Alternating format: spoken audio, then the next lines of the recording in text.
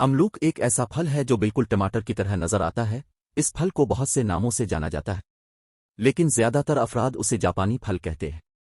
अमलूक एक ऐसा फल है जिसे खाने के फायदे ही फायदे हैं। अमलूक में मौजूद विटामिन सी मुदाफ़ती निज़ाम को तेज ताकतवर बनाता है, जिससे बीमारियां आसानी से हमला आवर नहीं हो सकती। अमलूक में पाए जाने वाले विटामिन्स जिल्द को बूढ़ा होने से भी बचाते हैं।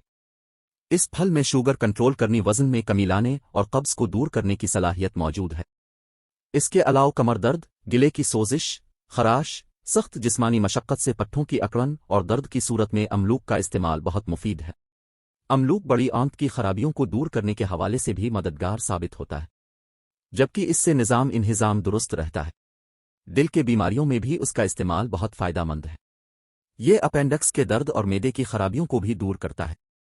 अमलूक में ऐसे ग़िज़ाई अज्जा भी मौजूद हैं जो इंसान को न सिर्फ कैंसर से महफूज रखते हैं बल्कि सेहत को मज़ीद बेहतर बनाते हैं। अमलूक बीनाई को बेहतर बनाने में मदद देता है और साथ ही ब्लड प्रेशर को कंट्रोल में रखने के हवाले से भी मददगार साबित होता है।